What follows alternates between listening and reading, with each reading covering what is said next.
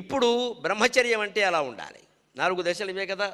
ముందు విద్యాభ్యాసంలో మనిషి ఎలా ఉండాలి దానికి చెబుతున్నారు. 7 సూత్రాలు చెప్పారు ఖచ్చితంగా భారతంలో. విద్యార్థి అనే ప్రతి వాళ్ళు ఈ 7 సూత్రాలు పాటిస్తే సనాతన ధర్మాన్ని అనుసరించినట్టే లెక్క. అతని జీవితంలో దుఃఖం కాదు కదా, అనారోగ్యం కూడా కలగదు. ఎర్రాప్రగడ అరణ్య పర్వంలో భారతంలో చెబుతాడు ఆ 7 సూత్రాల్ని.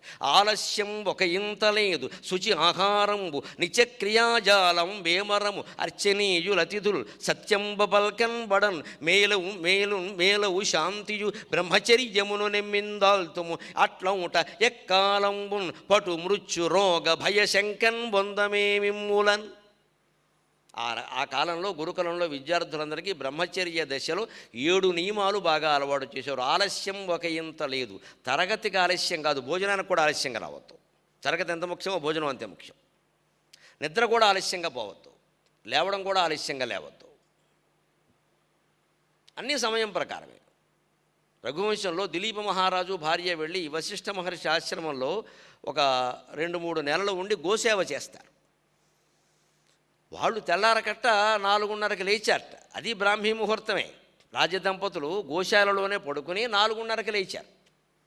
అప్పటికే స్నానం చేసి వస్తున్న విద్యార్థులు వేదం చదువుతున్న శబ్దం వాళ్ళకి వినపడుతుందట. ఆ విద్యార్థులు ఎప్పుడు లేచి ఉండాలి? కాళిదాసు వర్ణిస్తాడు. 4:30కి వీళ్ళు లేచేసరికి గోశాలలో వీళ్ళకి వినపడుతున్న శబ్దం ఏమిటంటే, విద్యార్థులు స్నానం చేసి గురువుతో సహా వేదం వల్లిస్తూ వస్తున్న శబ్దం వినపడుతుందట. అంటే వాళ్ళు 3:30కైనా లేచి ఉండాలి కదా కనీసం. అది పద్ధతి. రాజదంపతులు సిగ్గుపడ్డారట. అయ్యో, గురుకులంలో ఉన్నాం మనం, విద్యార్థులు 3:30కి లేచారు, మనం 4:30 లేవలేదని ఇద్దరు ఒకళ్ళనొకళ్ళు అనుకున్నారు. నువ్వు లేపలేదంటే నువ్వు లేపలేదని. అంత పద్ధతిగా ఉండదు. అదే ఆలస్యం ఒక ఇంత లేదు. విద్యార్థి దశలో ప్రధానంగా బ్రహ్మచర్యంలో పాటించాల్సింది, విద్యార్థి అన్నవాడు బీటెక్ చదవని, ఎంటెక్ చదవని, ఇంటర్మీడియట్ చదవని, 2వ తరగతి చదవని, అనుకున్న పని అనుకున్న సమయానికి చేయాలి. అలా చేసేలా మనం మైండ్ మేనేజ్మెంట్ అంటారు దాన్ని, అది చేసుకోవాలి. Office management, business management, family management, ప్రతి మేనేజ్మెంట్ కూడా మైండ్ మేనేజ్మెంట్ మీద ఆధారపడి ఉంది. మైండ్ మేనేజ్మెంట్ లేనప్పుడు ఈ మేనేజ్మెంట్లో ఉపయోగమే లేదు. నువ్వు అనుకున్నది చేయలేనప్పుడు అక్కడేం చేస్తావు? ఆఫీసు, బిజినెస్, ఫ్యామిలీ ఏది మేనేజ్ చేయలేవు. నీ మైండ్నే నువ్వు మేనేజ్ చేయలేవు. అంటే ఒక 6 గంటలకు 6:30 కార్యక్రమం అంటే ఇక్కడ ఎలా జరుగుతుందో చూడండి. ఇన్నేళ్లుగా వస్తున్నాను నేను, ఎప్పుడు 6:30 అంటే 6:30 6:35 నేను చూడలేదండి ఇక్కడ. అదే రామకృష్ణ మఠం, అదే క్రమశిక్షణ. మొన్ననే 4 రోజుల క్రితం, ఇంకా ఆ కళ నుంచి తేరుకోలేదు నేను, పీడకల నుంచి. 7 గంటలకు మీ ఉపన్యాసం అని చెప్పారు. మన 6ంటికే తీసుకెళ్ళి కూర్చోబెట్టారు. 8:45కి మొదలుపెట్టారు.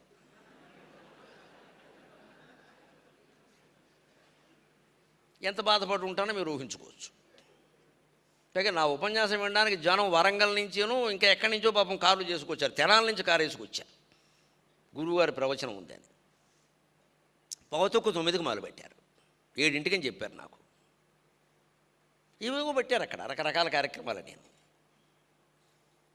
అంటే మొత్తం ఎందుకు, ఫలానా వారిని పెడితే జనం వస్తారు, ఆ జనాన్ని మనం ఉపయోగించుకుందాం ఇక్కడ. ఇంకా ఆయన చివరిలో పెట్టేద్దాం, కానీ ఉంటే ఉంటాడు, పోతే పోతాడు. తర్వాత అడిగితే ఇంకో 2,000 ఎక్కువ భారద్దాం, అలా ఉంటుంది అనమాట. అది అలాగే ఉంటుంది వాళ్ళ దృష్టి. అనుభవిస్తున్నాం. 4 రోజుల క్రితమే అనుభవించాను. ప్రతిరోజు పడుతూ ఉంటాను ఇలాంటి. మఠం వారు పిలవగానే నేను ప్రేమ్జీ ఫోన్ చేయగానే నేను ఎందుకు ఆనందిస్తానంటే, అమ్మయ్య సమయానికి మొదలుపెట్టే కార్యక్రమాలు గడుతున్నారు మనం. ఎంత క్రమశిక్షణ, ఎంత పద్ధతిగా ఉంటుంది. ఇది ఆలస్యం ఒక యంత్రం. ఈ మాత్రం మనం పాటించలేని వాళ్ళు అంటే ఏం చేయాలి?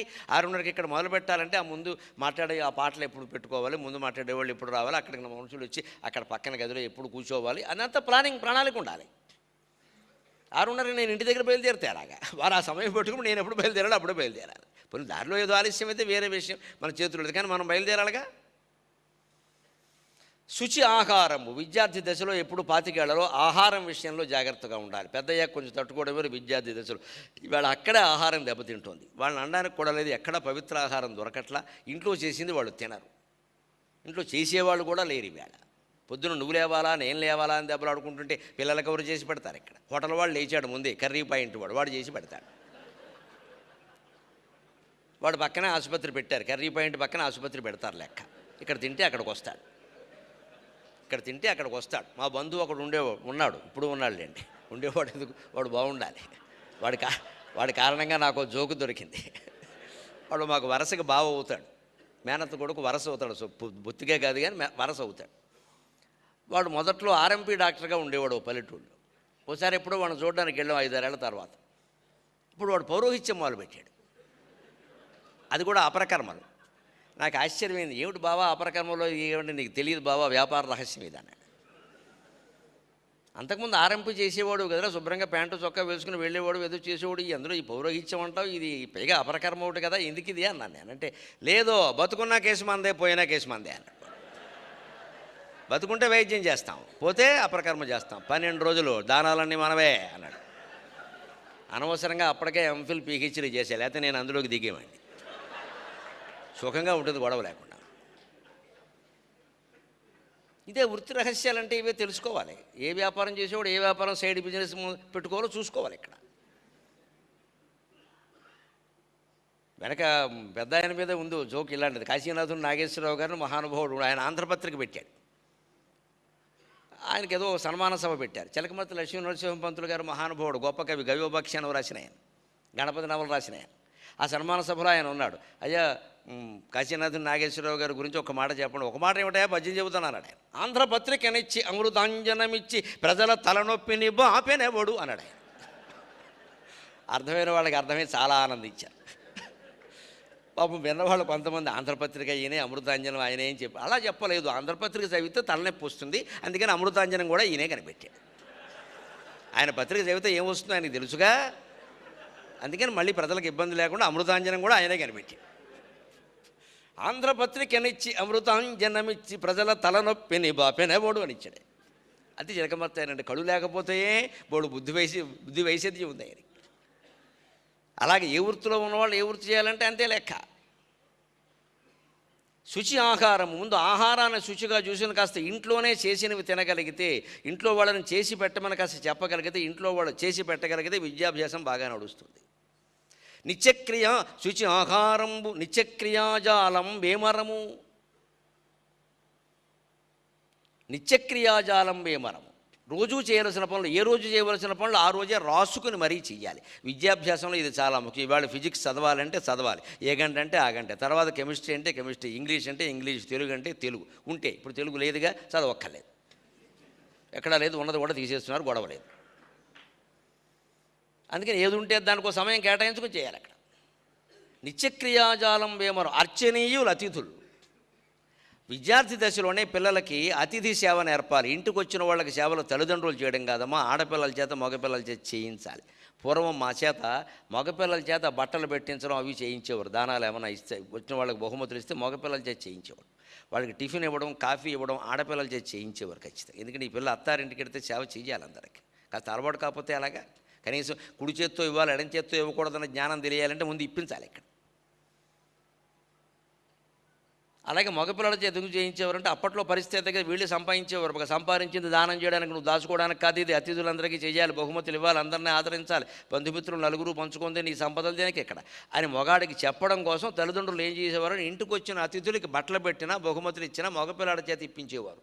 ఏమైనా అన్నపానాలు అవి చేస్తే ఆడపిల్ల చేతి చేయించి ఇద్దరినీ కూడా సుసంస్కృతంగా ఎంత సంస్కారవంతంగా పెంచారో చూడండి పూర్వకాలం తల్లిదండ్రులు. వాళ్ళకి ఒకళ్ళు విద్య నేర్పక్కర్లేదు, ఇంకా అలవాటైపోయింది అక్కడ. మా ఇంట్లో చిన్నప్పటి నుంచి చేయడం, అలా పెరిగినటువంటి ఆడపిల్లలు తర్వాత అత్తారింటికి వెళ్ళాక ఎంత చేయాల్సి వచ్చినా మేము చేయకుండా మేము ఉండలేమండి అని అలాగే ఉన్నారు. ఇప్పటికీ వాళ్ళు 60-70 ఏళ్ళు ఉన్న వాళ్ళు మీరు గమనిస్తే ఆడవాళ్ళని వాళ్ళు చేయకుండా ఉండలేరు. అసలు వాళ్ళు కోడలు చేస్తే వాళ్ళకి నచ్చదు, వాళ్ళు చేసుకుంటారు.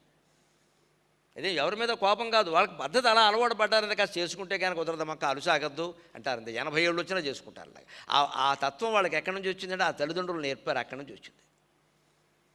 శుచి ఆకారంబు నిత్యక్రియాజాలం వేమరం అర్చనీయులు అతిథులు సత్యంబ పలకనబడును. 5వ మాట, బ్రహ్మచర్య దశలో విద్యార్థి దశలో అబద్ధాలు ఆడడాన్ని ఎట్టి పరిస్థితుల్లో అనుమతించకూడదు. మన పిల్లలు ఈవేళ చాలామంది అబద్ధాలు ఆడుతుంటే తల్లిదండ్రులు సహిస్తున్నారు, క్షమిస్తున్నారు, వదిలేస్తున్నారు. చిన్న విషయం అంటున్నారు, ఈ రోజుల్లో మామూలే, చాలా తప్పమ్మా అది. ఎక్కడికి వెళ్ళాడో మనకి చెప్పాల్సిందే. ఎక్స్ట్రా క్లాస్ అని చెప్పేస్తాడు, ఎక్కడికి వెడతాడో తెలుసు, ఎక్స్ట్రా ఏమిటో మనకి తెలుసు, బాగా ఎక్స్ట్రాలు వేషాలు వేస్తాడు. ఇక్కడికి వచ్చి ఎక్స్ట్రాగా అసలు క్లాసులే కాలేజీలో చెప్పేవాళ్ళు లేరు, ఎక్స్ట్రా క్లాసులు ఎవరు చెప్తున్నారు ఇక్కడ? ఎక్స్ట్రా క్లాస్ అంటే నమ్మక్కలేదు, అలా చెప్పేవాళ్ళు లేరు. ప్రైవేట్ కాలేజీలో కూడా చెప్పరు, ఉన్నదే చెప్పేవాళ్ళు లేడు ఇక్కడ. మంచిది, నమ్మకాల ఖచ్చితంగా చెప్పమని నిలదీయాల్సిందే. వెంటనే ఫోన్లో కూడా తెలిసిపోతుంది, మొత్తం జాతకం అంతా అందులో ఉంటుంది. ఇక్కడ మొత్తం జాతక చక్రం వేసి ఉంటుంది ఫోన్లో, ముందు కాల్స్ వెనక్ కాల్స్ అన్ని తీస్తే తెలిసిపోయింది ఇక్కడ. ఎక్కడికి వెళ్ళి తెలిసిపోయింది. వాడు చెప్పింది నమ్మకూడదు. అక్కడ నమ్మితే అసత్యం ఆడడానికి మనం అవకాశం ఇస్తున్నట్టే లెక్క. మేలవు శాంతి. ఆ తర్వాత 6వ లక్షణం విద్యార్థులకు ప్రధానంగా మనం అలవాటు చేయవలసింది. ఇవాళ ఢిల్లీలో గొడవలు చూడండి, రకరకాల రాష్ట్రాల్లో జరుగుతున్న గొడవలు చూడండి. విద్యార్థుల్ని ఈ ఉద్యమాల్లో పాల్గొనడానికి ఎవ్వరూ ప్రోత్సహించకూడదు. మన పిల్లలకి మనమే చెప్పాలి, ఆ రాజకీయాలన్నీ నీకు అనవసరం, నీ చదువు నువ్వు చదువుకోని చెప్పాలి. మేలవు శాంతియు. విద్యార్థి మనస్సులో శాంతి ఎప్పుడు ఉంటుంది అంటే అనవసరపు వ్యవహారాలు పెట్టుకోకుండా ఉంటే ఉంటుంది. ఆయన చదువు అంటే చదువేంది, విద్యార్థి దశలో మిగిలిన అనవసరం. జనక మహారాజు యాజ్ఞవల్కుడి దగ్గర వేదాంతం నేర్చుకుందుకు వచ్చినప్పుడు మిథిలా నగరం అంటుకుపోయింది. మంటలు అక్కడ కనపడుతున్నాయి. అక్కడికే యాజ్ఞవల్కుడు అడిగాడు, నువ్వు పరిపాలించిన నగరం అంటుకుంటుందయా, నువ్వు వెళ్ళి ఆర్పాలని లేదా అన్నాడు. వారసులకు అప్పగించాను, వాళ్ళ పని అది. నా పని వేదాంతం నేర్చుకోవడం. మీరు ఇందాక ఎక్కడ ఆపారో అక్కడి నుంచి కొనసాగించమని. అందుకే నేను పరిగెత్తుకాడు. అదే మానవతా దృక్పథం వాదించదు, అక్కడ కుదరదు. అక్కడ విద్యే. దానికి బాధ్యత ఉందిగా, ఎవరికో అప్పగించాం కదా. అప్పగించిన వాడు సరిగ్గా చేసేలా చూడమే రాజకీయ నాయకత్వం. వాడు స్వయంగా వెళ్ళి మంటలు ఆర్పక్కర్లేదు. అందుకే ఆయన చెప్పాడు, మేము అప్పగించామండి, అప్పగించిన వాళ్ళు చూసుకుంటారండి, మీరు అవేం వద్దండి అన్నాడు. అప్పుడు చెప్పాడు యాజ్ఞవల్కుడు, నీ మనస్తత్వం తెలియడం కోసం నేనే కల్పించానయ్యా, ఆ మంటలు మిథిలా నగరం క్షేమంగా ఉందన్నాడు. సంతోషం అండి, నమస్కారం. ఇది విద్య మీద ఉండే శ్రద్ధ. శాంతి అంటే అప్పుడు ఉంటుంది ఖచ్చితంగా, ఏం జరగని మన చదువు మందే. బ్రహ్మచర్యమును ఇవాళ ప్రత్యేకంగా చెప్పాల్సిన మాట. చదువుకుంటున్నంత కాలం ఆడపిల్లకి మగపిల్లాడి స్పర్శ, మగపిల్లాడికి ఆడపిల్ల స్పర్శ ఉందంటే చదువు నాశనం అయిపోయినట్టే లెక్క. ఇవాళ మొత్తం జరుగుతున్న భాగవతాలే అవి. కో ఎడ్యుకేషన్ రఘుపతి వెంకటరత్న నాయుడు గారు, కందుకూరు వీరేశలింగం గారు ఆడపిల్లలకి చదువు చెప్పమన్నారు, కానీ మగపిల్లలని వాళ్ళని కలిపి కూర్చోబెట్టి చెప్పమని చెప్పలేదు. ఎక్కడ ఈ సర్వమంగళ కార్యక్రమాలు వాళ్ళు బోధించలేదు. ఆ వయసులో ఉన్నవాళ్ళు 16-17 ఏళ్ళ వాళ్ళు కలిపి కూర్చుని ఓ బెంచ్లో ఇలా ఎదురెదురుగా కూర్చుని చదువుకున్నాక వాళ్ళు తినగా ఉంటారండి? ఉంటే వాళ్ళ వయస్సేనా అది? వాళ్ళ చదువు మీద ఎదుకుంటుంది దృష్టి. 90% మందికి ఉండదు. బ్రహ్మచర్యం పాటించడం అందుకే సాధ్యం కావట్లేదు. ఇక్కడ ఎదురుగా అంత వాతావరణం అలా ఉంటే ఎలా పాటిస్తాడు ఎవరైనా? ఎదురుగా పెద్ద రైల్లో 70 ఏసీ కంపార్ట్మెంట్ వెళ్ళినా సరే మీరు 72 మందిలో 20 మంది ఫోన్లు మాట్లాడుతుంటే మీరు పుస్తకం చదువుకోవడం వీలు అవుతున్నాడు. నేను పుస్తకం చదువుకుంటాను, నాకు వీలు కావట్లేదు. అందుకే నేను పగలు రైలు ప్రయాణం చేయను, సాధారణ వరకు రాత్రే చేస్తాను. పగలు చేయాల్సి వస్తే నేను కారులో వస్తాను నేను చెబుతాను, లేకపోతే విమానంలోనే పెడతాం, కానీ రైల్లో వెళ్ళకూడదు. ఎందుకంటే 70 ఫోన్లు చచ్చిపోతున్నాం అక్కడ. ఎవడు ఫోన్ ఆపడు, నేను ఒక్కడనే ఆపేసేది.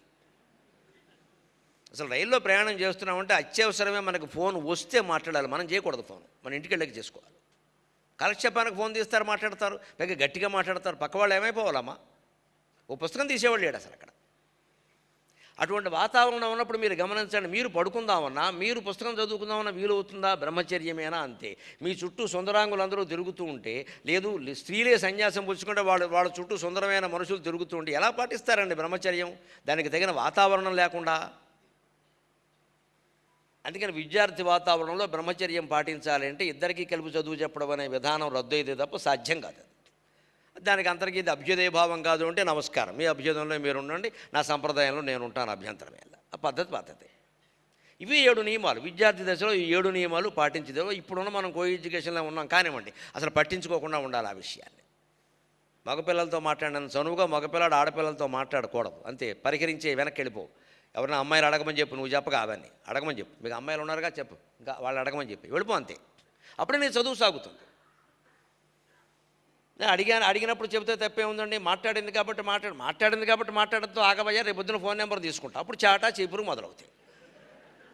ఇక చదువు చీపురైంది. ఇక్కడ జరుగుతున్నదే అది. మనకి ఎవరికైనా ఇంద్రియ నిగ్రహం ఉందా? ఆ ఫోన్ ఉన్నది ఎందుకు అంటావు. అక్కడి నుంచి అది పంపు ఇది పంపు అని మాట్లాడతావు. అక్కడ నువ్వు పంపుతావు, మొత్తం కలిపి ఇక్కడ కిరసనాయలు పంపు అయింది. ఎందుకు చదువు బాగా సాగుతుంది? చదువు ఎందుకు వంటపడుతుంది? పూర్వం చెప్పిన నియమాలు, ఈ 7 నియమాలు పాటిస్తే వాళ్ళకి మామూలుగా జీవితం బాగుండడం కాదు, 2 పాటు మృత్యు రోగ భయ శంకన్ పొందమేమిమ్ములని అంటాడు. తార్క్షుడు అనేటువంటి ఋషి తన శిష్యులకి ఎలా చదువు చెప్పాడో చెబుతూ ఈ మాటలు చెబుతాడు. ఆయన సరస్వతి ఉపాసకుడు. మాకు మృత్యు భయం లేదు, రోగ భయం కూడా లేదు. ఆహారం శుచిగా ఉంది, ఏ రకమైన ఒత్తిళ్లు లేవు, ఎప్పటి పని అప్పుడు చేసాం. ఎందుకు ఆరోగ్యం పాడవుతుందండి? ఆరోగ్యం పాడవడానికి ఆందోళనే ముఖ్యం. ఇవాళ మధుమేహానికి, రక్తపోటుకి, అన్నిటికీ మానసికమైన ఆందోళన చాలా ముఖ్యమా కాదా? ఆహారంలో మార్పు, పొద్దున్నే నడవండి, సాయంత్రం ఏడవండి, ఏవో చెప్తారండి, ఎన్ని చేసినా అంతే. ఇక్కడ ఈ నడవండి ఏడవండి కంటే ముందు మనసులో ఏడవకండి చాలు. మీరు 1 గంట నడవాలండి, దేనికి పని లేక ఇదో పని. ఇక్కడ ఇంటూ నడవడం మానేస్తారు, ఇంటూ ఏ పని చేసుకోరు, చక్కగా రోగిష్టి వాళ్ళ కూర్చుని అన్ని చుట్టూ పెట్టుకుంటారు. ఇక్కడ ఆర్కెస్ట్రా వాడు సంగీతం వాయించినట్టు అని డమడమా డమడమా డమడమా. నువ్వు ఇక్కడి నుంచి లేవడం లేదు, నీ పని డమడమా అయింది ఇక్కడ. పూర్వం వాళ్ళు అలా కాదు, వంటింట్లో మాటి మాటికి నువ్వు దగ్గరికి వెళ్ళేవారు, నీళ్ళు ఎక్కడి నుంచి తెచ్చుకునేవాడు, ఉప్పు చోట ఉండేది, కారం చోట ఉండేది, తినే మనిషి వేరే చోట ఉండేవాడు, వీడిని 10 సార్లు పిలవాల్సి వచ్చేది. ఇదంతా వ్యాయామమే. అన్నీ ఇక్కడ అందుబాటులో మాడ్యులర్ కిచెన్ అంటే మోకాలు నొప్పి కిచెన్ అని అర్థం. అక్కడ మాడ్యులర్ అంటే మోకాలు నొప్పి. నువ్వు కదలేదు, అక్కడి నుంచి మొత్తం పెట్టావు ఇక్కడ ఆర్కెస్ట్రా వాళ్ళాగా, అన్నీ అందే. ఎంత నువ్వు అక్కడ కూర్చున్నావు, ఇక్కడ ఇంత లావు అయ్యాం చివరికి. మన జీవితాన్నే మనం వ్యాయామానికి అనుకూలంగా మలుచుకోగలిగితే, వ్యాయామం అవసరం ఏంటండి? 61 ఏళ్ళు వయస్సు అండి, నేను ఏ వ్యాయామం చేయను, నడవలసిన అవసరం వస్తే మాన్ను ఖచ్చితంగా. మాది 3వ అంతస్తులో ఉంది, నేను లిఫ్ట్ వాడను, అదే నా ఆరోగ్య రహస్యం.